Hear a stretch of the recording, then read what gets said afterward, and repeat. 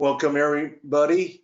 Today we have a wonderful program, How to Maintain Your Pruners by Mr. Ryan Amberg, FELCO General Manager. Once the presentation is complete, we will go into a 30-minute Q&A session. If you have a question, please post it in the question spot. And if you're watching this webinar with another person, put both your names under the chat bot so that you both get credit for this. And now, President Summers will tell us a little bit about Ryan. Hi, everyone. I'm Diane Summers, President of the American Rose Society, and so glad that you could join us today to talk about roses, and in particular about pruners. You know, it is June, and June is National Rose Month, and of course, all of us would like to be out in our gardens, so it's very nice that you've taken a few moments to learn about your tools, and particularly your pruners. I was telling the group here that I have a handful of different pruners on my table right now, and I'm not very good at taking care of them, so I keep thinking I have to buy another. So I'm really looking forward to Ryan's program to tell me how I can actually clean these things up and take better care of them instead of having to go out and buy another pruner. I'm very fortunate to have Ryan here with us today. Ryan is with FELCO, and he's traveled the world learning about FELCO products. You might know that FELCO's headquarters is actually in Switzerland, and FELCO is actually a partner with the World Federation of Rose Society. So that's how we started to talk to FELCO about doing such a program. The American Rose Society is actually a founding partner, a founding member of the World Federation Rose Society. And if you're a member of the ARS, then you have opportunities to learn all about not only roses in the US, but roses around the world. So today I'm welcoming Ryan to provide this program to us. He'll talk a little bit about FELCO, and he'll talk more about how to take care of our own pruners. Like I said, he's worked throughout different parts of the world learning more about FELCO and FELCO's products. And today he's actually the general manager for this area of the world. So we're very fortunate to have him with us. I know he's got a new baby in the house, so we're taking time away from his family on a Saturday, and I truly appreciate that. At this time, I'll turn the program over to Ryan. Welcome, Ryan. Thank you very much, Diane. Thank you, everybody, for taking some time out of your Saturday and spending some time here with us, talking about some pruners and some maintenance and just a little education about, tool choice and what you should use when you're working in your roses. So thanks for taking the time. I will just briefly just talk just a little bit about the FELCO company. So if you're not familiar, the FELCO company has been around since 1945. A gentleman by the name of Felix Fleisch founded the company. He was a worker, basically somebody that worked in a garage and did tinkering, and eventually he bought what was an old watch facility and thought about making a pruner unlike anything that had existed prior to his invention, which was making a pruner that had interchangeable parts and using materials from the watch industry to create such a product. So as Diane mentioned, we are in Switzerland in the Watch Valley, and that is still today where 90% of our products are manufactured. So we sit in kind of a little valley between Geneva and Zurich. If you kind of draw a line and put a dot in the middle, that's where our factory sits. And the reason it's a benefit to us is, of course, we're getting a lot of know-how from the local watch manufacturing region, and that kind of lends itself to some of the key components of our product and why they kind of stand out amongst others in the industry. So the few key points, we call the DNA of the FELCO brand, but there's a few key points that make FELCO unlike other tools in the business, and that is one, our unmatched material quality. So we are using on all FELCO professional hand tools, we use a military grade aluminum alloy and high carbon steel as the main two metals and components to make our product. And by doing that, you have something that's unique in the fact that it can be purchased all the way back into 1948 when the FELCO 2 was first invented, all the way to today. And those parts and components can be used interchangeably. And you can have a tool from the 1940s or 50s and still maintain and keep it today, as long as you can remember where you left it last. So as long as you can keep a hold of these tools, they last forever. The second piece of that DNA is that we have spare part availability. So with any FELCO product you buy, if you can repair or replace any spare part or screw or nut on it. And I say that because, you know, the foundation of the company is really in professional use. I come from a apple nursery background. I worked on my family's apple nursery we had it for about 20 years. And my grandfather came from Germany, and the one thing kind of he brought with him was his FELCO tool from Germany. And as a student in high school, I used to take apart FELCO tools and put them back together and sell them on eBay for some extra money. So they can be repaired and replaced forever. They can be Frankenstein together. And it's the benefit of having all the spare parts available for purchase, so you can, you know, replace anything. And then finally, the last component there is our solution-based design. So we don't make tools just for, you know, looking a certain way or an aesthetic. We're really making tools for the human hand. So we're really looking at, you know, what size hand you have. Are you lefty? Are you righty? And we're trying to cater a tool to the user and to the ergonomics of the human hand. And then on top of that, we make tools, a broad range of tools that basically are built specifically for certain applications. So anything from, you know, we have a cut and hold tool for, you know, doing cut roses and harvesting without touching the stems, all the way down to something we may make for a specific industry. Like we had a cut and hold tool we built specially for the Brazilian rose market. So, you know, if there's a business that needs a specific application or solution for ag, landscape, or horticulture, we're really looking to be the person providing that solution.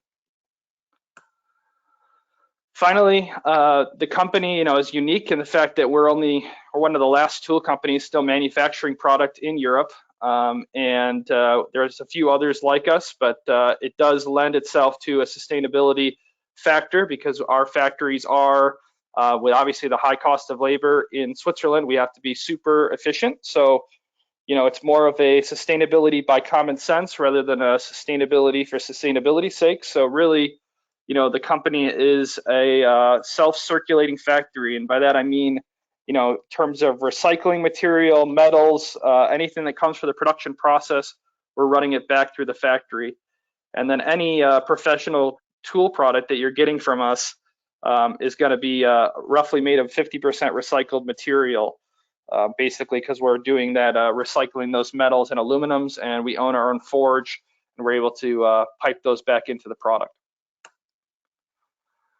So I want to just briefly talk about tool choice. So tool choice is something that a lot of people don't think about. It's something kind of pretty important. Obviously, you see on the screen now, we have a wide selection of one-handed pruners, and you would think, why would you ever need so many one-handed pruners? There's got to be one that's the best.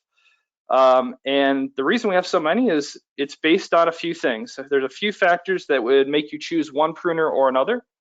So I will kind of just walk you through this chart quickly so you better understand the range and why we would do such a selection. And this goes across any tool line or any pruner line. I mean, you should really think about hand size as a key indicator of what tool you should use. And I say that because a lot of people believe the bigger the blade, the more I can cut. And in actuality, if you don't have the leverage on the pruner and you can't open the pruner all the way, you won't be able to cut as much material. So it's really important that you find a tool that's sized right for you, because you're going to end up having a bigger cutting capacity with that tool than you would have with a larger model, just due to the physics of using that product. So if you look to the far left, this is what we consider our essential range. So this would be, you know, the lowest price point range we offer. The idea here is really sitting, you know, on price point and trying to provide a FELCO quality cutting head, but at a more entry-level price position. So coming in around $30 to $40, depending on the model here. But again, having that same high carbon steel head. And high carbon steel is important because high carbon steel is going to hold an edge much longer than a mild steel or a stainless steel. So while high carbon steel has a issue where it is susceptible to rust, unlike a stainless steel, you do have an edge retention benefit that is much greater than the loss of some rust. And that's important for our professionals because obviously if you're putting, I mean, on an average, a vineyard owner will put 15 to 20,000 cuts on a pruner per day. So to put that many cuts on a blade, you better worry about edge retention. So that's why we use high carbon steel in all our blades for the professional series. When you go to the classics, this is the FELCO 2. It's kind of what we're known for. It's an icon. Every other tool company in the world has made some sort of knockoff of this product. And the reason that is because it's what we call a vertical hand pruner. So it's something that can be used in the right or left hand. It's quite flexible in that regard. And also the anvil being all forged aluminum is super durable. So talking about a tool that is almost a hammer, a wire cutter, and a pruner all in one, that's where the FELCO 2 comes into play. The reason we have other versions of that vertical design is we have obviously different markets that need different things. So if you were to go to South Africa to a little bit of a less affluent community and look at the tools they use, they're going to be using things like the FELCO 4, which is a slightly stripped down version of the FELCO 2, removing some of those nuts and bolts that make it easy to change the blade, but maintaining the quality of the materials, which obviously is very important at professional capacity. Then the FELCO 11 is just having a narrow anvil than the FELCO 4. And then you get into the ergonomic tools. So when you're using a tool all day or you're using a tool often in your dominant hand, meaning your right or left hand, you're going to want to have a tool that fits and contours to your hand. So having a tool that fits and contours to your hand and hand size is going to make it more comfortable. It's going to cause less fatigue. And in general, in terms of carpal tunnel, arthritis, things like that, it's going to make it a little easier to use the tool, and it's going to require less force to make a cut. So it's very important if you have issues like that you look into sizing your tool. So a lot of companies will not offer the amount of sizing we have, but it's always best, like I said, to find a tool handle that sort of fits your hand. So here, we won't go into the numbers because, I always say the FELCO numbers are like, Audi numbers. They don't mean a whole lot. It's a way that we basically talk about the lineage of the tools, what comes first, what comes second. So it's basically in order of design and invention, with a few things that don't fit that mold when we talk about lefties that are kind of thrown in the mix. But if you look here to the right side, this would be all your right-handed tools, starting from your large hand, your medium hand, and your small hand tools. So what I do, I usually say, think about your glove size in a gardening glove, and then try to cater your tool size to that size of the gardening glove. If you're in doubt or you have you're kind of between sizes, I tend to size down because again, you get that full cutting capacity, and then you're going to get that better leverage on the cut. Then we have in the 1960s, FELCO invented the rotative handle pruner. So a rotating handle pruner allows you to use the pruner and the handle will rotate with your hand. The benefit of the handle rotating with your hand is it's going to use all the muscles in your hand to make that motion every time. And by using all the muscles in the hand rather than just a few, you're spreading the fatigue across all muscles. And the benefit of that is you're going to reduce the risk of carpal tunnel. You're going to have more strength. It's going to require less force to make the cut. And if you have, aches, pains, it's going to be easier on the hand overall. A lot of people will use a different alternative to a rotating pruner because it is a little awkward to get used to a rotating handle, and they'll use something called a ratcheting pruner. Ratcheting pruner does make, basically uses the motion of making a number of repetitive cuts to make one cut on a branch. The benefit of that, of course, is I can make a bigger cut with less force. The negative of that, of course, is I'm doing the same repetitive motion over and over again. Therefore, I'm going to actually cause more damage to my hand, and I possibly increase my risk of carpal tunnel because I'm doing a repetitive motion over and over and over again. So that's where, again, the rotative handle comes into play. If you were in a vineyard or orchard setting, the majority of all professionals are going to be using a rotative pruner because, of course, they're making, 15 to 20,000 cuts with the human hand per day. It's a bit of a workout. So that would be the ergonomic range. Then finally, we have on the far right here, the anvil pruner range. So an anvil pruner works a little differently than a bypass pruner, and I'm going to show that in the next slide. But an anvil pruner comes up and butts against the anvil and cuts against a solid surface. The benefit of an anvil pruner is you're going to have less force to make a cut. So it's going to require less force to go through the wood. So it's great for dead wood, for hardwoods. But the negative of an anvil pruner is you're cutting against an anvil, so you're having a little bit more kickback when you make the cut against the anvil. And then on top of that, you have to sharpen an anvil pruner on both sides, and you have to sharpen it more often. And the reason that is when I'm talking about a bypass pruner, I'm passing the blade past the anvil, and so therefore it's not cutting against the surface. So if I do have a duller blade, it will push through and still make a clean cut. Whereas if I have a dull blade on an anvil pruner, I'm basically mushing wood between a solid surface and a dull blade. So that's the pro and con of an anvil pruner, if you're interested in that kind of product. And then down here in the very bottom, we have sort of our specialty products, so like snips. So anything green material, things that aren't woody, you would tend to use a snip. If you have roses and you're looking for a cut and hold product, we offer a cut and hold product where you cut the stem, the 2 plates of metal hold the rose, and then you can drop it into a bucket. So it's a way to not have to use gloves and make a harvest if needed for flowers. All right, so now we'll briefly talk about anatomy of a pruner, and then I'll get into a demo of taking apart and refurbing a customer's tool that I have in front of me. So with all pruners, you have I mean, obviously there's some simple functionality here. It's not rocket science by any means, but I want to talk a little bit about our adjustment system and blades and counter blades and how that works.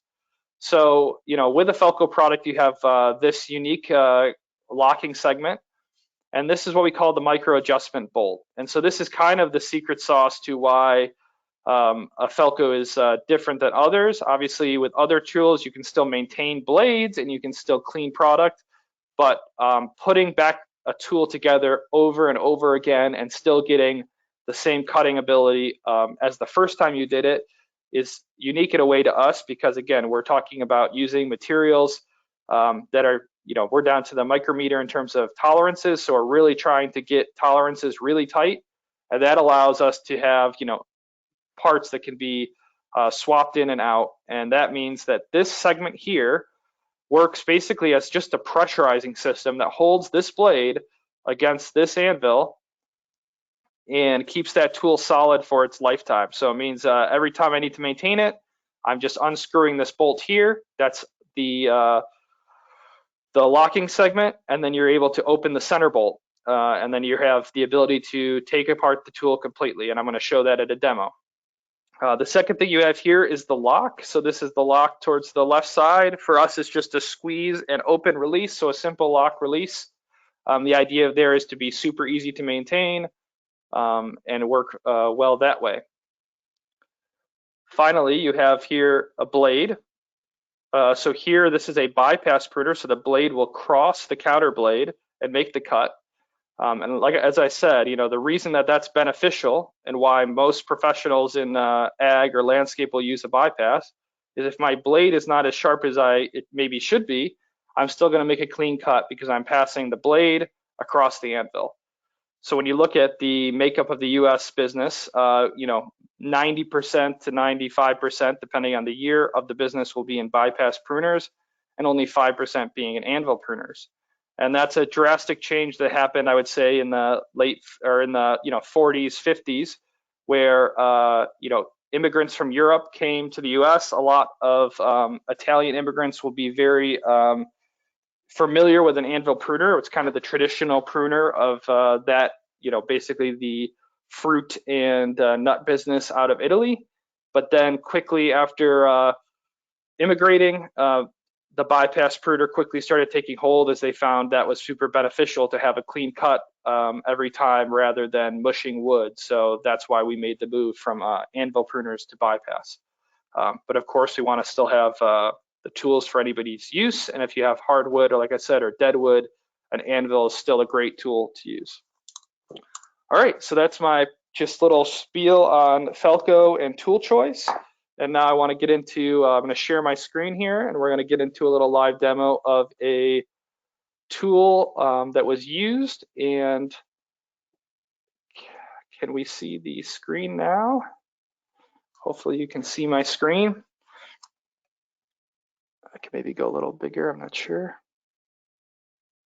Let's see I here. wonder, Ryan, if we should, If I do that, will it work? it's better, yeah. So I don't think we need the PowerPoint right at this time. So Yeah, I we think don't, I removed it. but we see your working space with your pruners there, which that looks like it's in rough shape and it looks like mine. So I'm looking forward to this. Perfect.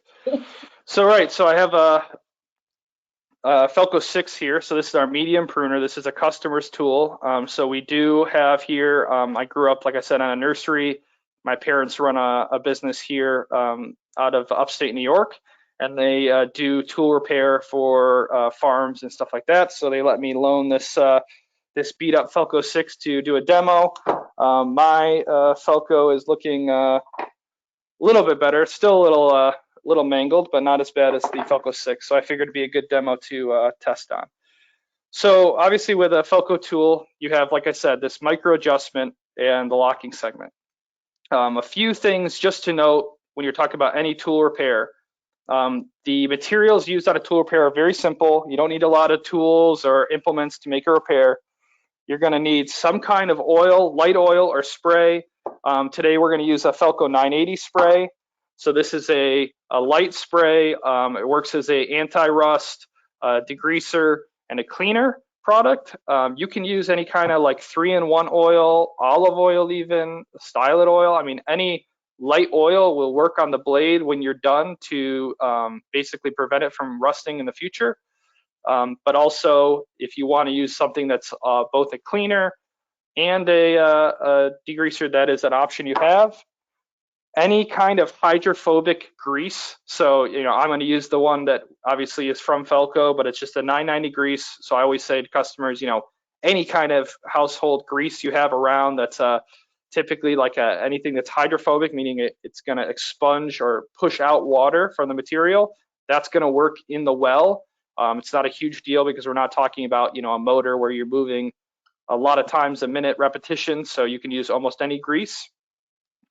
You're going to want some sort of wire brush or cleaning brush. You can use like Scotch-Brite pads, anything like that. You could use a very fine, even a sandpaper, but you want to be careful on the blade and how you use that. But typically I go with a wire brush or then a fiber brush for cleaning. And then the last thing you're going to need with a Felco tool is either the key that comes with all our products, which frankly is not the easiest thing unless you're, a seasoned pro that has the strength to use the key, or it's, you've repaired the tool before, so it's already not out of factory condition. Otherwise, it's best to just have a simple wrench or even an adjustable wrench. I just have a mini adjustable that works well too. But any kind of wrench will allow you to take apart the tool so you can repair it. So that's just a little on what you're going to need to do a repair. Typically with a Felco, and typically with most hand pruners, I would say you're going to be worried about two things that will go bad or need replacement. One will be the spring. So obviously, as I'm using the tool and compressing over time, I'm wearing the spring down, and then I'm going to need to replace it. So with Felco tools, it's easy to replace. Obviously, you can take it out, put a new one in. Typically, the way to tell if it needs to be replaced, we sell springs often in packs of 2, and I always say keep a fresh spring in the drawer. And then when you don't know if you want your spring replaced or not, you compare it against the new one. It's a good way to say, okay, how compressed is it? Is this still got some life in it? We use what's called a barrel spring. So that's like this design where you have a closed design. Benefit of this, it holds up more than a traditional spring that's just a wire spring, and it can't get material well into the spring. So if you have a wire spring and you constantly get branches or green material in there, as you cut down, it's going to impede the motion of the tool and make it harder to cut. So that's the benefit of our spring. If you end up rusting out your spring, or you have an old tool you're trying to refurbish and maintain the spring for as long as you can, you can, just to clean it, soak the spring in a light oil or in a degreaser. The only, I would say, cleaning product I tend to try to avoid as much as possible with Felco is WD-40. So a lot of people believe WD-40 is a lubricant, and it does work to clear and open and make motion smooth. But the negative of WD-40 is it does act as a corrosive when used on steel or aluminum. So the problem there is, of course, it works as it basically eats the softest metal, it clears the rust, and it makes it easy for the tool to move. But after it's done with the rust, and if you have some still on your aluminum or in the screws, you can actually pit out and strip your screws. So use things like vinegar, like I said, a light oil. You can use just a abrasive pad and some water. Just if you're using water, the key is always make sure you're oiling it afterwards. Otherwise, you're going to have more issues after. But that's just a little hint. Is WD-40 is kind of a tool killer. So please don't use that on your center bolt here, or you will have some problems in the future. Okay, so now we're going to take apart the tool. So for Felco, because it is a European company, you are going to have some sort of metric wrench. 8mm is the size that we need for the bolts here. Like I said, if you don't have a metric wrench, any kind of adjustable wrench will work. So obviously this is just a little mini crescent adjustable. You can pick it up at any hardware store. So as I mentioned, on the Felco tool, you have a screw that it's called a locking segment. So this little claw looking item is actually holding this bolt closed. And so if I just take that and I crack that open and I remove this nut, I'm going to be able to pull this locking segment off. And now that I have the locking segment off, I have access to the center bolt. Now the center bolt, if you already serviced it before, or even if it's factory new, you should be able to just turn it and it should just loosen by hand. If you can't do that, of course, any wrench, as I mentioned, like a small adjustable wrench, can go over this to loosen it, or if it's rusted shut, you can loosen it that way. You don't have to be too worried with Felco products in terms of, like, if you really think it's rusted shut and you want to put a wrench on it and really give it some leverage, I mean, you can really put a lot of leverage on it to bust that open and you won't have any issue with damage. So don't feel like you have to be gentle with the tool. It's built for pros, so they're solid. Once you have that center bolt off, as you just saw, the parts kind of all fall away. So now all your screws and nuts and bolts are loose. If you have a small metallic dish, you can have a small metallic dish and catch all the bolts and nuts. Otherwise, I just recommend keeping a small pile. And then, of course, IKEA style, if there's something that's still sitting around that you haven't used, you probably need to go back and check out how you put that back together. So with the Felco product, in the old series, so back in the 1940s and 50s, the blade had to be riveted onto the handle. Now in modern day, you can just pop the blade off. So the blade is now no longer riveted, hard to the handle. And now I have this blade, free to clean, to replace anything I want. The anvil blade on this side, you can of course take this apart if you'd like, and then clean the blade on its own. I basically only recommend that if you're going to use something like vinegar. Vinegar on aluminum, if it's soaked, is going to pit the aluminum. So I'd recommend if you wanted to, you really wanted something that was like getting stripped and cleaned, that you would take off the blades and put them in vinegar or some cleaning product like that after the fact. That way you protect the handle, which is a lifetime product or part, meaning that if it cracks, we replace it for free. But it does pit if you do put it in kind of abrasive material. So if you want that nice shiny aluminum look still, then taking the blade off is the best. Otherwise, keeping the anvil or even the regular blade together or on the handle is the easiest way to clean it, because of course I have more leverage, I have more grip and hold on the tool, and when I'm using something like a wire brush, to clean that handle and buff it out, I don't have to worry about how I'm going to hold the blade. So that's really the way to go. Depending on, some people have a perception, they love a good patina. They like the look of a slightly rusted blade or a slightly discolored blade. In reality, other than look, and of course there's levels of rust that can affect the blade performance, but on something like an anvil blade, rust is not going to affect the performance of the tool. So really, if you're just trying to clean it, a basic cleaning to get it in good shape for working again, you don't have to spend a ton of time cleaning it, but you can get the steel of FELCO almost to a factory condition if you spend the time to wire brush it or soak it and clean it. We do have a product, it's called 981. It's similar to our 980 spray. It's a cleaning product. Again, it's similar to cleaning products for cleaning any kind of like a metal bore or metal tools. So, you could use a cleaner like that or ours. And the idea with this is going to be slightly more aggressive, and this is going to remove sap and resin. So if you have a lot of buildup on the tool and you want something that's kind of more aggressive, like 980, I could spray on, I can, and I have no risk, to hit the tool or to damage the tool, where the 980 is going to be more aggressive, which is going to be great for blades. But again, don't leave it on the aluminum to soak. So as I was showing you guys, all you have to do is buff these parts with a wire brush, and that'll get your grease and rust for the most part off the blade. And once I usually do this in kind of cycles. I like to just do like a wire brush and then go to a spray and then kind of back to a wire brush if I'm really looking to try to get these cleaned.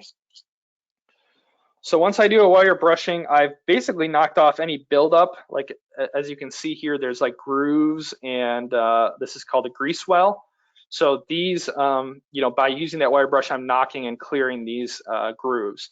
And these grooves are pretty important to the function of a tool, because basically what that's doing is on the blade, it's pushing off any material from the back of the blade. So as the tool cuts, you might notice sometimes if your tool is not rusty or not completely well maintained, it'll stick on you. So by removing that material, you're going to prevent your tool from sticking down and binding up. On the other handle, while we're looking at each of these parts, you have, oh, sorry, I lost my screen here.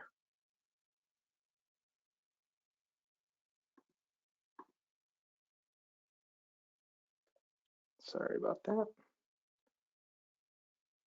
We can still see you fine. All right, you can see me? Okay. Yep. So the unique thing here is obviously with this, you're just going to use you can use a wire brush. This is the same. You can clean it just the same with the wire brush and the cleaning materials. But a comment we always get on FELCO tools is, of course, the thumb catch. And a lot of people will say, oh, my thumb catch is loose. What do? I can't get it tight. Like this one clearly, as you see, is loose. Why is it loose? Is it busted? And the thing with the thumb catch is when you buy a tool from FELCO, or pretty much any thumb catch that works in this kind of method of just a simple screw, actually underneath your thumb catch is going to be sitting a small washer, like really small. So there's the washer. It's going to be really hard to see, but it's a little washer. And that washer is a spring washer, and that's keeping your tension on that thumb catch. So what a lot of people will do is they keep tightening down the screw on the thumb catch, and as you tighten it down, the more and more you tighten it, you're just compressing that spring washer till it's basically disintegrated and there's nothing left. So the best method of tightening or readjusting your thumb catch to be optimal for use is to loosen the thumb catch first and then tighten it back down with that spring washer. You don't take it all the way off, but just giving it a little release, letting the metal, the spring come back up a little bit, and then tightening back down is going to give you that resistance back on that catch. Now, if that catch or that washer is gone completely, you can simply just go on felco.com. You can search on our little part schematic. I think it's like a 10-cent part. If you email us, we'll send you a washer, in a little envelope, because we do have these washers that we do replace. And then you can just put a new washer in, and then once you put a new washer in, you're going to have that, you know, same resistance that you had on the thumb catch that you would have had on the original product. So that's just something that we always get asked about, and that's how you fix it. So once that's fixed, now this is tight. It's not loose and it won't move when you move the handle, and your thumb catch is good to go. So finally, let's talk about the blade. So with a Felco blade, and it's going to be hard to see this, so I have a new blade next to me to show both, and I'm going to have this one soak while we look at the other blade. So let's do this. So like I said, you can use 980 or 981. I'm going to use 981 just because this is a nice and rusted blade. And you can just let this soak for about 5 minutes in that material, and then when I clean it off, it'll look much newer. But for now, we're going to look at a new blade while we do that. So here's a new Felco blade. So anatomy of blade, obviously with a bypass tool, you have a bevel. And it's almost like a razor you would have, you know, in your bathroom.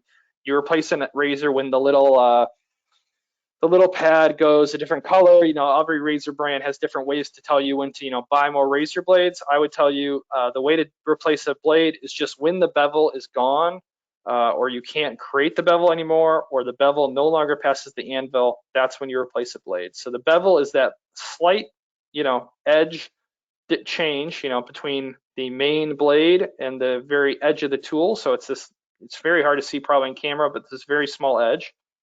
As long as that exists, and as long as this blade is passing the anvil, this is a good blade, and I can sharpen this and keep this blade going.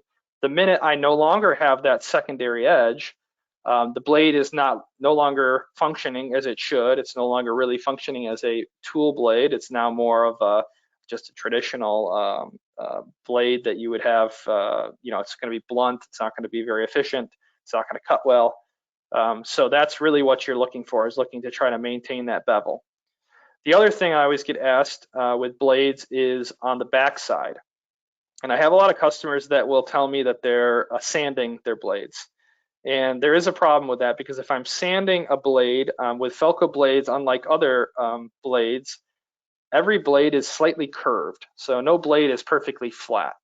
And the reason you want that curve, and I'll show you when I readjust this tool and put it back together, is that curve is going to sit center of the anvil of the tool, and that curve is basically acting to create a sweet spot in the tool. It's creating where the cutting is going to be happening in the center of the product. If I'm flat and I sand it maybe on a belt sander and sand a blade down, I therefore create a flat blade, and now when I'm making cuts, you know, you may get that little finicky, annoying bark that's, you know, getting trapped between the anvil and the blade, and it's not cutting cleanly. And that's because there's no more space, there's no more curve in the blade that creates that smooth cutting motion. So it's best, you know, with a bypass pruner, you're always sharpening this bevel on this side, and on the back side, you're simply taking a pass against the back side, and you're never sharpening it completely. So that's just a little bit of the anatomy of the blade, and now we can go see how that other blade is doing now that we've soaked it for a little bit. So what I'm going to do is I'm going to probably end up wire brushing this back on the handle, just because it'll be easier to give it some pressure. But now that I've soaked that blade a little bit, that rush should come off easier with the wire brush. So for putting a tool like this back together, I'm simply going to put the blade back on the handle. It's going to fall right back into those rivets. And then on this side, I'm going to take some grease and apply it to the grease well. So that's this little well that is recessed in the pruner. And what that grease well is doing is it's going to keep your tool smoothly operating for longer. And any material or water that's trying to get into that tool as you're making cuts is going to be pushed out. So it's kind of like acting as almost like a bearing, making the motion of the tool smooth. So once I have that done, I have my center bolt. So my center bolt has a geometric shape on it that only allows it to be put back together the right way. So there's like a square sitting right on top of the screws of the center bolt. So once I put it in to my tool and I drop my anvil back on it, oh, it's not going to go in, but if I find that sweet spot, now it's in and there's no way for this screw to move any longer. It's completely locked in place. And that's how you know you've put that back together. And then of course on the side, there should be no room or no give in between those blades.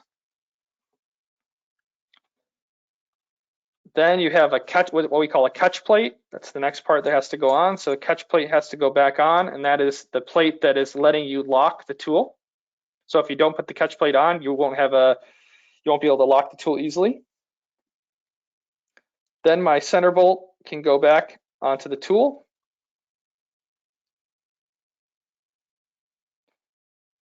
My locking segment, so the little claw hand, it's going to go back into position and hold that center bolt tight. And then my screw goes back down and into that locking segment. So that's it for taking apart a pruner and putting it back together. Any brand that's knocking off FELCO, you should be able to do the similar repair. Other brands out there, you should be able to at least, I would hope, replace the blade.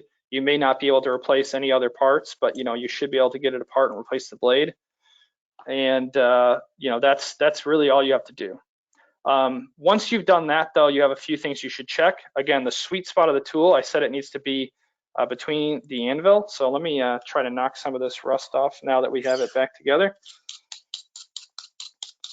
So after using that spray, I should be able to be a little more aggressive and start to see some life back into that blade.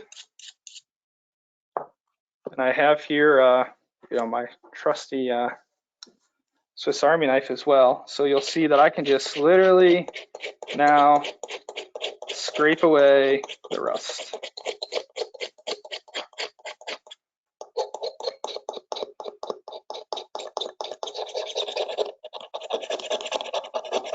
And obviously, if I soak this a little longer, I'm going to have an easier time in doing it with a wire cutter or a wire brush, but it does just fall off the blade now that I have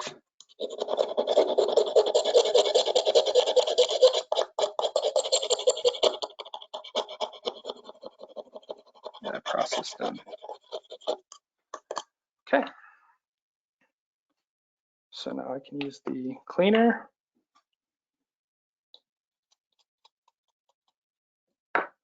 And then re-oil that blade up.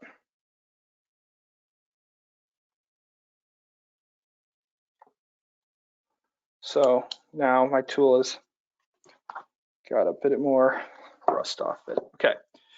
So now that I have this tool back together, I need to have this adjusted, right? Because this is too loose. The tool is no longer going to be operating the right way. If I have it too loose and I have a spring in that's not strong enough, it's going to have trouble when I'm binding down in wood to open back up. So I have to get it down back to the sweet spot. So to do that, you're just going to tighten the center bolt until when I let the pruner go, it should roughly on its own fall in the middle of the anvil and stick. So we're a little tighter. Right, like kind of like that. So you want the blade to fall kind of center of that anvil. If you have a FELCO 2, it's super easy to see because I'll show you where the sweet spot is on a FELCO 2, and that kind of gives you an idea. But see how this blade is sitting right there between the rivets?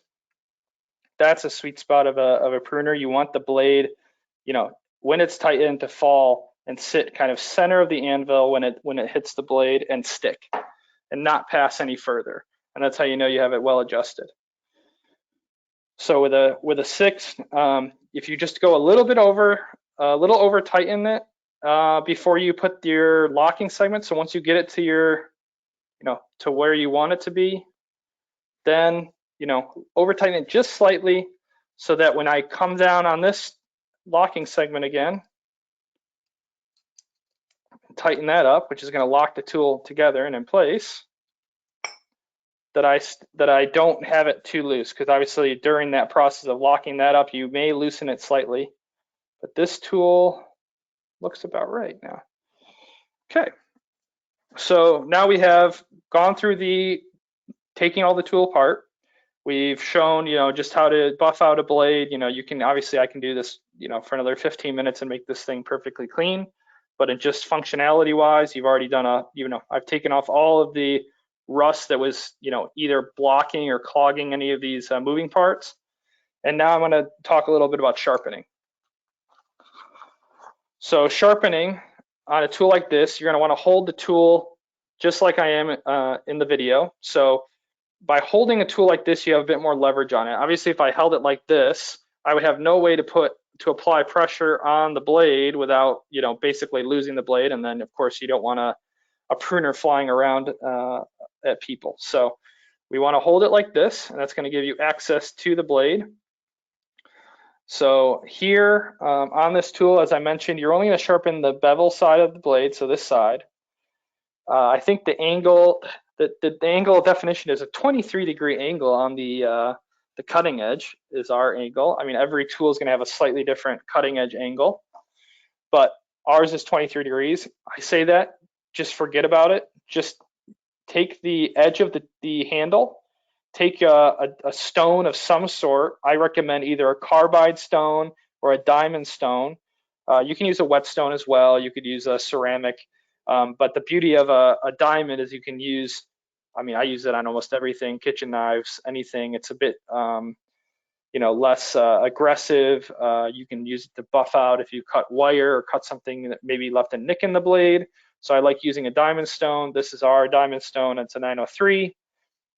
But you slide it up against the side of the handle, and then you use the handle almost as a way to give you kind of like a leverage to find the proper angle, and then you just try to match up best you can to that small bevel, and then you're going to peel, like just peel against the edge. And by peeling against the edge, I am wearing off any of that, rust or buildup, and then I'm also reinforcing that beveled edge. And you can do this softly and it's still going to do a sharpening job. So if I'm just doing this, a lot of passes and doing it just lightly, I'm still going to sharpen that blade.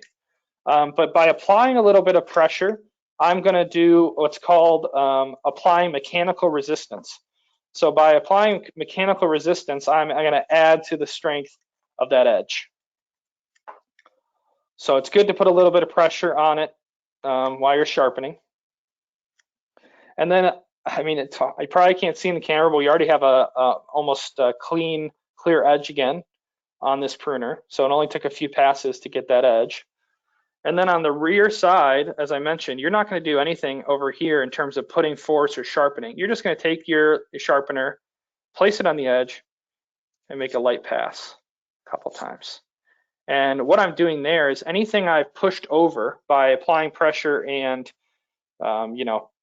pushing this edge out, I am just clearing from the back side of the bevel. So I'm just clearing from this side so that there's nothing left remaining that's going to get, catch onto the anvil. And once I have that, I've, basically done the job of sharpening the blade. And I can throw it back together. And now in terms of a basic, tool service, I have taken this tool from rusty and maybe not smooth in operating to fully functional, clean edge, and then able to, fully operate and move. And I would say if you had tools, and let's say you have a tool that you've already replaced maybe and you still have the old one, the beauty of FELCO is you can, use the other tool to support the current tool you have. So what I mean by that is, okay, if my blade is better on the old tool, I replace the blade. If my locking segment's better on the old tool, or I busted something, you can use it for parts. You can combine handles I mean, anything like Legos, I mean, they go together, you know, in any which way, as long as the models are matching or as long as the blades are the same. So on a Felco tool, a lot of blades are interchangeable between models, and you can find all that information in the part schematic that I showed you guys in the slideshow, and those are all available online as well. So that's a little bit on tool service, and I think I've covered almost everything. On handles, because a lot of people, like, you know, you love the classic red handle, but if the handle wears off, you can get a replacement handle from us that would replace the rubber off the handle. That rubber is never going to feel the same as a factory rubber, so I tend, you know, as a nursery guy, I tend to just rather have bare metal, or you take the bare metal and wrap the bare metal with like electrical tape if you still want some grip on the metal after it's worn out. But if you do want the red handle, we do offer them. They slide over, and then you can just put a little Gorilla Glue up in this little ridge here, and that will secure the handle. And to make it more pliable before you put the handle back on, you would just take a hot kettle or boil some water, throw the handle in, it'll get it to be pliable, and then you can slide it back on. The other thing we often get questioned on, if it's a really old tool, is replacing bumpers.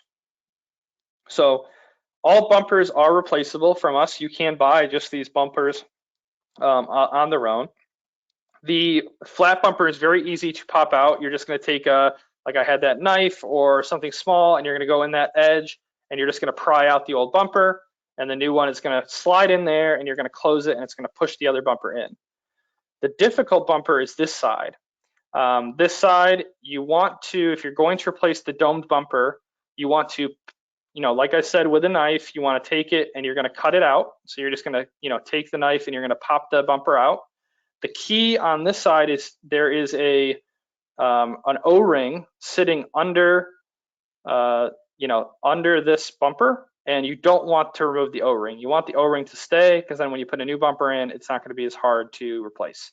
That O-ring is very difficult to replace, and it will last forever, so it's better to keep that in. Otherwise, that's I think the full breakdown of a Felco tool, replacement, service. Like I said, any other pruner that has this design would probably work very similar in a similar way. If you have a different style pruner, it's possible you might only be able to sharpen the blade and not be able to take the tool apart, but at least, you know, getting a diamond stone or a carbide stone, you'll be able to sharpen the same way as I did, and you're just going to try to get that bevel back. And if you have the bevel back, then your blade is going to be functioning as it should. Even with rust, I know people are, you might think, oh, it's rusted, it's not going to function as well. But if I sharpen that edge, the rest of it is almost operating as a splitter and splitting the wood as it comes through the cut. So that edge is doing the work. So that's Felco tool maintenance. I hope I gave you some stuff to think about, and I appreciate you guys' time on a Saturday to listen to my spiel, and thank you very much. Ryan, this is Gary Chin, ARS member, ARS volunteer, currently president of Sierra Foothill Rose Society. Ladies and gentlemen, we're going to go into a 30-minute question and answer session. So please post your questions in the questions bot, and I'll read them and Ryan will respond. All right, the first question that we have comes from Sally Blazer. She says, I have a pair of Felco 7 pruners with rotating handles, 7/22B, stuck, partially rotated. I have everything I know of to free up the handle. It will not turn, and I cannot get it off the axle 7/23. My questions are, can the handle be repaired, or must I replace the axle and rotating handle? Yep, okay, so yeah, so rotating handle, as I mentioned, I have one here for everybody to see. So with the rotating handle, you know, it moves freely on the tool. So what she's saying is, you know, this handle no longer will pop off like this, meaning it's bound to the handle. So what you can do, obviously, when they're new or as long as they keep getting greased, they'll stay pretty easy to remove. But if they do get bound up, there is a wedge. I don't know if we can see this in the picture. There is a wedge that is sitting up on this handle. Sometimes you can use that wedge to turn the tool and unbind it, basically pushing it the wrong way, and that will then pop the handle off, as you kind of see has happened here. By turning it, I've popped by turning it the wrong way, I've created some space, and now I can pop and pull that handle off. If you have, like I said, with FELCO tools, it's okay to be a little rough. You're not going to damage anything more than probably is already damaged if this is bound shut. You can put this in a vise or just take a small hammer or a table and try to push on this little top ridge and knock the handle off. And if you can get the handle off, then you have ways to repair the handle easily, because now I have access to this this axle, and I have access to the handle. So I can see if the handle, you can see in the well here if the handle's damaged. And on the axle, what's probably happened is there's a spring sitting under this bearing, and if this is rusted, closed, or it's just bound up with grease or sap or material from long use, it may be stuck in an up position. And that is what's making it hard to remove the handle. So that means this axle can be replaced. So you would just take a small set of pliers or a little hand vice grip, and you would turn this axle out. If any of that is too complicated, as I mentioned, shoot us an email. The email box for the US business is info@pygar.us. Shoot us an email with the picture of the tool, and if it's something we can have you send in that we can pop off for you and send it back to you in good condition, then we'd be happy to help you out, and you just have to get it to us. Otherwise, like I said, the best way to go about it is just take a small hammer and try to pop that handle off, and once you have that handle off, now you can easily triage the tool, because now it's either this part needs to be replaced or this axle needs to be replaced. The rotative handles are the only tool that has that style handle. The rest of our tools, because they have the aluminum handle, if you were to crack or break any of this, because it's the forged aluminum, we would then replace the handle. For the axle, as it's a wearable part, for like an ag user, they would replace this every, 3 to 5 seasons. We don't have that same warranty on the aluminum. This is a functional part, but we can certainly help you pop that off and replace it. Thank you. Louis Pavlovich has 4 questions. I'll ask them one at a time to you. What type of grease do you recommend between the moving parts of the FELCO shares, lithium or something else? Yep, lithium-based is definitely what I would recommend. Lithium-based grease. Like I said, any hydrophobic lithium-based grease will do. You can buy the FELCO one. It's $9.90. This is what's used in the handles from the factory. But any hardware store or nursery would have some grease options, probably lithium-based, and that will work just fine. So that's all you need. All right. His second question is, do you sell stainless steel blades? He has heard that they hold their edges better than high carbon steel. Nope, stainless steel is a softer material. It doesn't hold an edge as well. So we don't do stainless steel blades on any professional tools. Where we do use stainless steel blades would be on any kind of snip product that we sell. So this would be one of our snips. This would be a stainless steel blade.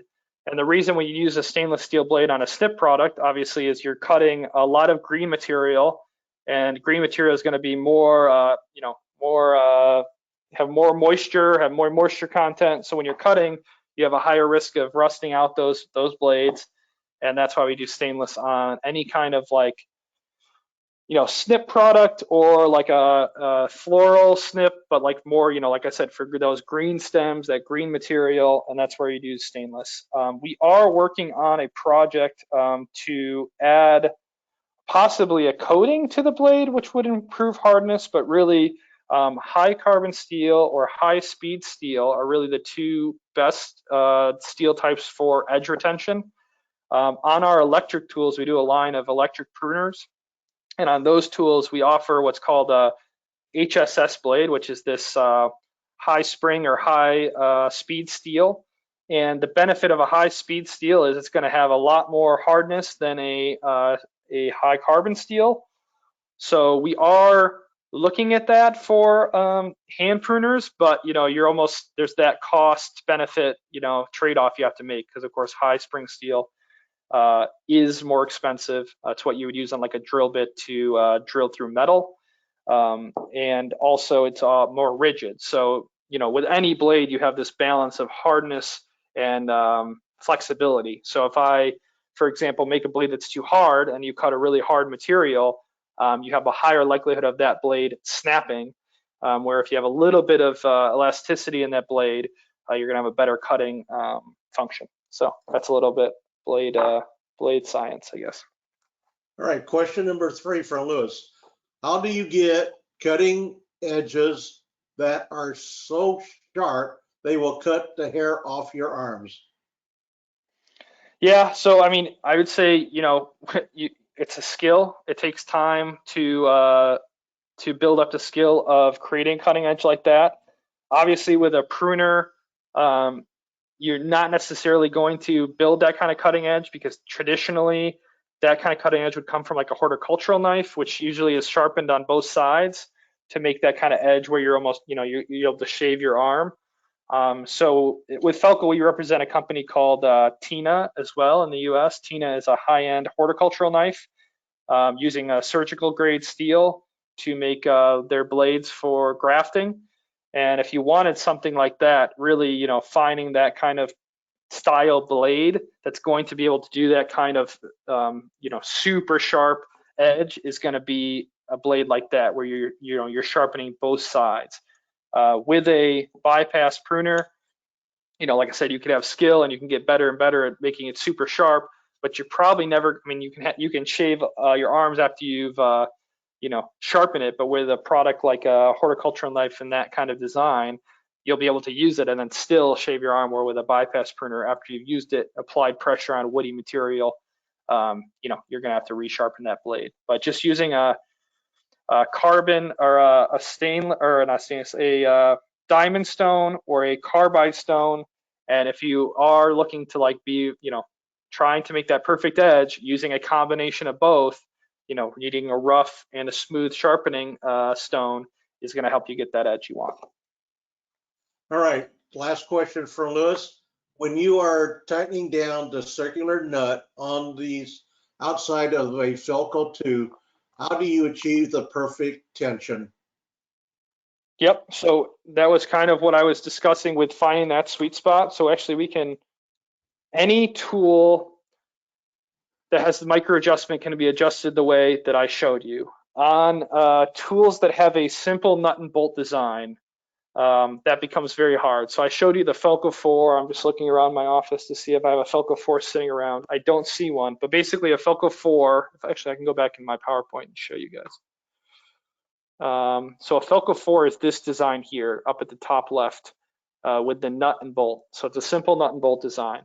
So the beauty of the micro adjustment mechanism is that, I can just keep tightening that down till I feel like I'm happy with the resistance, and then I tighten the locking nut, it's done. With a nut and bolt design, I need to have a pair of vice grips on the bottom bolt. So I need to put something, either a plier or a wrench or vice grips on the bottom bolt. So I'd be doing it on the bottom side here where the nut is. And then I'm taking another pair of plier or wrench and I'm tightening from the top.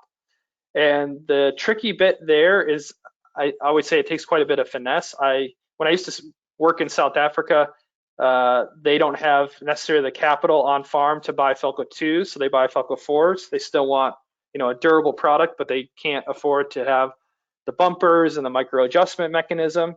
So they would send me out into farm, and then I'd have to repair 300 tools a day. And 300 Felco 4s is, you see that and your gut, you instantly go, oh no, this is way harder. Takes more time. So, but yeah, you just hold a wrench under. You're gonna have a wrench up here like this on the top bolt, and then you're going to have to kind of finesse it. I say it's easier with a vise because a vise you have, you know, this hand to use and this hand, right? Because I would be viced in. So if I have a vise here, I can tighten that to where I need it to be, and then I move this a little bit to the left to finish the tightening job, and it should be good to go. And then of course I'm going to check it. The problem with the nut and bolt is if I over tighten, it's not as easy as just loosening a little and finding the fine tune. If I over tighten, I almost have to just start from scratch and go back to that same process because I can't just slightly tighten the nut again to get that perfect tightness. I need to, like I did with the spring, take it all the way apart and then bring it back together and tighten it. So I try to avoid nut and bolts. They're a pain, but if you do have a nut and bolt tool, that's how you do it. You would have, the bottom screw, you'd have to lock it into place somehow, and then you're playing with the top, and then a little bit with side play to move the bottom screw. But it's not super easy. All right, Jorge Salazar, sorry if I butchered your last name, wants to know about chainsaw oil. Chainsaw oil, like using chainsaw oil on a tool, on a blade, I guess, or a product. You can definitely use chainsaw oil to, lubricate and to clean the product. It's not going to bother it at all. Like I said, with any, when you're using an oil, basically you're using that for two reasons. One is you may be using the oil as almost like a lubricant for cleaning. And then the second reason to be using it is, an actual lubricant and anti-rust protection. So you can use chainsaw oil. Like I said, 3-in-1 oil, chainsaw oil, your kitchen oils will even work if you're in a pinch. Anything that's going to keep water off that blade is going to be a useful tool for maintenance. All right, Carol Wade has a couple of questions. First question is, do you recommend FELCO 981 to clean and remove rust, and 990 grease for well?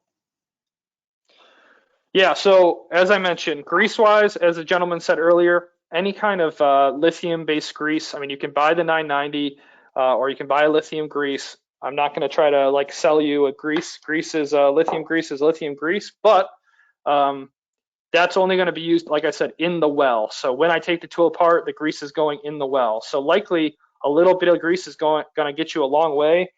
As an example, as you can maybe see from my packaging, this is a blue packaging. This grease has probably lasted me, obviously it's in this one kit that I have and not in, my kit that is always with me, but this grease has probably lasted me maybe a decade. So, if you have grease and it's sitting around the workshop, you can it goes a long way. So a little bit of grease goes a long way.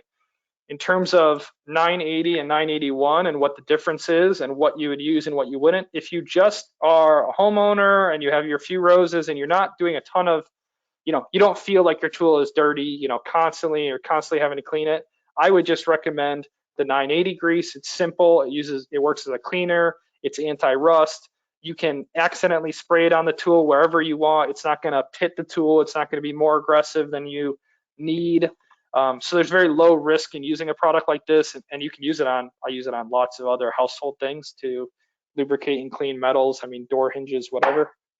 And then 981 is going to be your aggressive version of that same product. So it's going to be if I am having problems and maybe I'm cutting lots of pine trees and I have lots of sap issues, or I have lots of resin that builds up, or I leave my tools, I tend not to touch my tools all year, and I do one big cleaning at the end of the year or at the end of the season.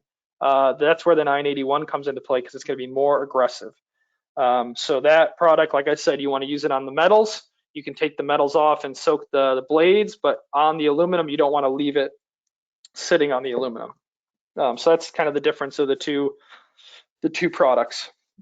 And like I said, in terms of other products to use for cleaning, light oils, 3-in-1 oil, stuff like that will work as well.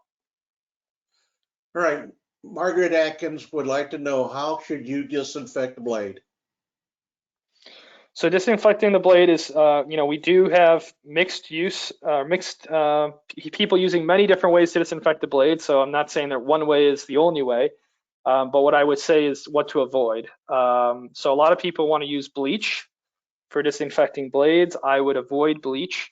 because obviously bleach is corrosive. So if you think about it from a point of a tool, obviously if I just do a little bleach on the steel, I'm probably not going to have a lot of issues, but whenever you're using a liquid, it's going to go more places than you want it to go. It's going to get into your wells, it's going to get into your screws, and what it's going to do is it's going to start eating that aluminum. So I would avoid bleach. Alcohol is a great alternative. Any kind of high test alcohol will work as a great disinfecting, and it won't cause you a lot of issues, because if you use the alcohol and then at the end of using the tool, if you just, like I said, put a spray of 980 or a light oil, you're going to have no issues with rusting. So I would recommend some kind of alcohol. All right. Nancy Wallace has a question. Do you recommend using sap erasers after each use? Secondly, how about cleaning the tool to avoid passing bacteria, yada, yada, between plants? 75% alcohol better, or hydrogen peroxide? Yeah, I mean, it's really, it's really about what you're trying to prevent. So it's hard for me to recommend one type of disinfecting product, because every disease has different tolerances of what it tolerates and what it can't. But I would say, there's, both alcohol and, isopropyl will work. In terms of cleaning every time, absolutely you can clean every time if you want. We do offer a product, and it's something that is very, I would say, niche, but if it's something where you're very concerned about disease spread, it is a product that does work. It's called the FELCO 19. This is a product where, unfortunately, there's only one shear type that comes with it, but it's a small sprayer, hand pump sprayer that sits on your side. You can fill it with alcohol. You can fill it with agricultural cleaning product if there's something that you're trying to make sure to prevent X disease or X fungus, and this is the material that you have to spray to disinfect the tool. And you provide that into the tank. The tank sits on your hip. The pruner is attached to a small pump that sits just above the blade, and then every time you cut or every time you release, depending on how you set the tool, it will spray the blade. So if you're doing cuts and you're just trying to disinfect in between plants, it will spray, like I said, either on the cut to provide the spray to the cutting surface. For example, in vineyard, you would do that to prevent some fungal diseases. You would spray the actual cut wound. And then on the other regard, if you release, you can spray the blade, and then it would cover the blade, therefore disinfecting the blade after use. So that is something that we have a lot of universities that use, people that are doing testing, people that have, maybe disease pressure can use that product. And that's going to, basically do the same thing as me sitting with alcohol. And the minute I make a cut or do one plant, I spray it down. It's doing that same function, but automatically. So that might be a solution as well. All right, Louis Pavlovich has this other question. Do you recommend 91% isopropyl alcohol to finish cleaning blades to keep rose mosaic virus from transmitting from one bush to the other? Yeah, like I said, I don't know enough about specific rose viruses to tell you, okay, this is the disinfecting material you should use, but I can tell you that on the tools, you're not going to have any issue using any kind of alcohol spray. So 91 would work. Like I said, just avoid using bleach or highly corrosive product on the blades. So alcohol is a great option. All right, Judy K. Pohl would like to know, is there an oil or something to prevent discoloration from sap? Yeah, so if you're just like, everybody has their preferences. If you're just looking to have a tool and keep it looking pristine from the start, that's just going to be regular spraying of the tool. So, after use, you bring it into, whatever, the garage, the shed, the back room, you spray it down with some sort of light oil or the 980 spray, and that's what's going to prevent, that grease from, or that rust or discoloration from happening, that patina that happens on a blade. You also, if you use we sell leather holsters we make in the US, but if you use any kind of leather holster, and you're spraying, your tool before you're sliding it into your holster, that spray is going to end up getting into that holster material, actually act as another protection against oxidation.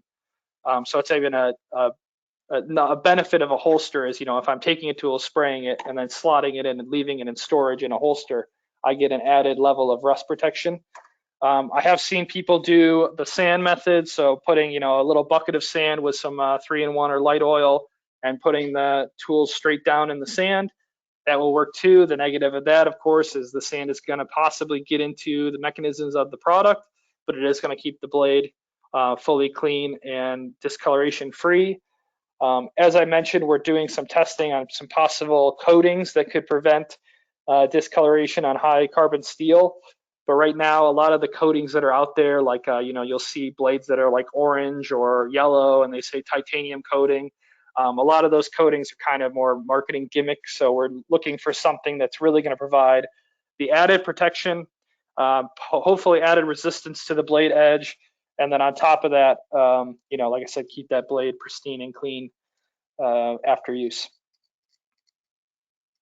All right, Gene Miller would like to know if a screwdriver can be used instead of a wrench. Yep. So a screwdriver, a wrench, all can be used. Like I said, it's 8mm is the gauge on our bolts. So you want an 8mm for these 2 bolts, and that's all you need. I mean, that's once you've removed this, you have access to the complete tool. You basically, as long as this is tightened, it doesn't need to be adjusted. You never have to mess with this other bolt for the thumb catch. So just an 8mm wrench, socket, or like I said, a crescent wrench will work. Like I said, you can use,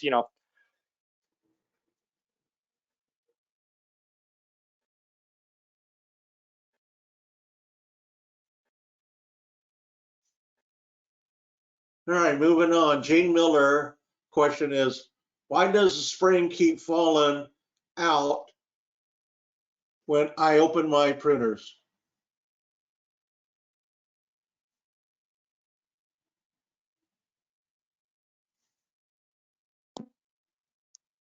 I lost you for a minute. Can you repeat the question? Okay. Excuse me. Gene Miller wants to know, why does the spring keep falling out when I open my pruners? So, I mean, I don't know when you purchased the pruner, but if obviously if you've used it for a long time, a spring is going to compress. So if I look at these 2 springs, I would guess, you have some compression going on. So, after use of a spring over time, it's going to compress, and then once it's compressed too far, it's going to be easier for it to fall out. If it's a non-FELCO product and it's falling out, it could just be the material of the spring. Sometimes the materials they use are not that durable, and they, almost designed to fail. But if it's a FELCO spring, it's most likely that it's too compressed, or if you've already replaced the spring and you have a smaller tool or a larger tool and you replace it with the wrong spring, you might have the wrong spring for the tool. So just, like I said, making sure you have a new spring, testing that method. And then if you do have a large tool and you bought a medium-sized spring, that could be an issue as well. But it should be just replaced after wear. All right, Perry Edwards has this. Does FELCO sell a diamond sharpening stone and have a maintenance kit available that would include grease, oil, and a sharpening tool? Yeah, so we have a diamond stone. It's called the FELCO 903. It's my go-to stone. We do offer other versions of this stone. So we have a diamond stone, and we have a carbide model, and then what we call an easy sharp model. So the easy sharp model is has 2 carbide pieces aligned for right-handed tools, where you just pass, the blade through the tool, and it will replicate the factory edge. That's great for just, if you're just doing it for woody material and you don't ever risk dinging the blade or putting a divot in the blade from a wire or cutting something that's too hard. Otherwise, but if you do create a ding, it's very hard with the automated system to get that little, imperfection out, where with a diamond stone, I can buff it out. And in terms of a kit, there's not a kit now. We will be coming on the website with a little maintenance kit that will have a pouch with a 980, 981, a stone, a wrench, and a grease. That will be coming, I think, for the holidays. And there is, if you go to our website and you go to accessories, you'll find all the maintenance kits or the maintenance material there that we use, including the sharpeners. All right, Leanne Diego would like you to repeat the caution of using WD-40. Yeah, so the cautionary tale WD-40 is, WD-40 is a, they claim it's a lubricant, but really what it does is it's almost it's an unbinder, right? It's something to use in a serious circumstance where you need to unbind a product, and what it's doing is it's eating some of the softest metal, which tends to be rust, and clearing the tool from there. But if I do use it and I don't, if I use it and I clean the tool thoroughly afterwards with, like I said, light oil, removing that WD-40, my risk is not high. But if I leave WD-40 onto a tool, especially in an area that is exposed to aluminum, I am going to start pitting the aluminum and also stripping the screws. And what I mean by stripping the screws is I mean these screws that I showed you how to easily remove. If I put WD-40 on this blade and the material gets underneath, it's going to start stripping the aluminum. All right, let's see. Robert Filter would like to know what's the best electric Felco for roses? So yeah, so for roses, you don't need a high caliber. For Felco, we have a Felco 801, which is the smallest product, the fastest product. That would be the best for roses. We are coming with, it will be launched in September, so sneak peek, we will launch a cordless tool that will be have a Felco blade. It will not be a true Felco product. It will be a collaboration, but it will be a Felco blade on a electric handheld for around $500. So that will be kind of a way to get into the electric space and save your hand without spending the premium that is on the professional line. So a professional Felco electric is going to cost you about $2,000.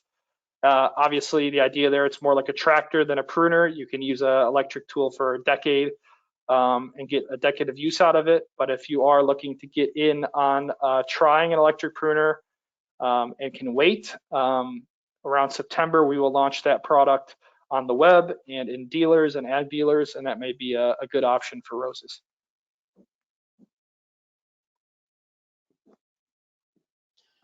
All right, I have a question from Janet Soderstrom.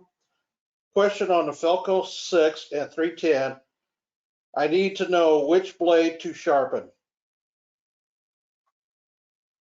So Felco 6, this was a Felco 6, so you're only going to sharpen the blade that bypasses the anvil. So the larger blade is the cutting blade. That's what you're going to sharpen. You're not going to sharpen the anvil, which is the base.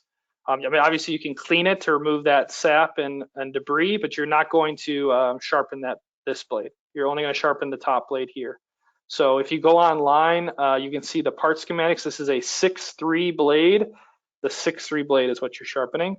For a 310, which is our little snip there, you're only going to sharpen the smooth edge of the 310. Again, it's stainless. It's not going to be, you can sharpen it, but it's not going to last forever because when you sharpen stainless, you're going to take off more material because it's a softer metal.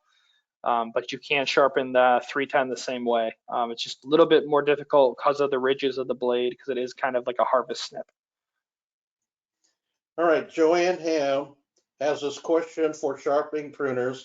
Her husband has a sharpening machine where he can set the angle of the blade to sharpen by degrees. Is there a specific degree angle to sharpen the blades on my Felco tool pruners?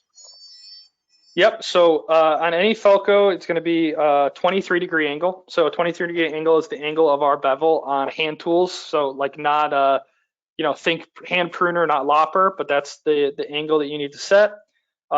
In every Felco package, so if you have a tool that you purchased and you can keep this, or if you purchase it, put it in your drawer, inside, in the back of every Felco package is all your part schematic, your angles for sharpening, how to sharpen, how to oil.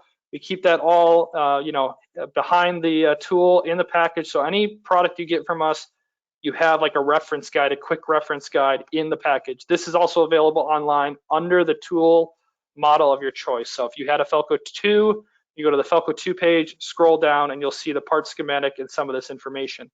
But it's 23 degrees is the answer.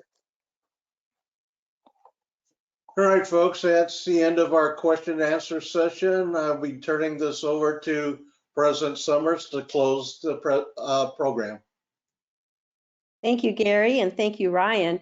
It's just been a pleasure. I never thought that learning how to clean my tool could be so interesting.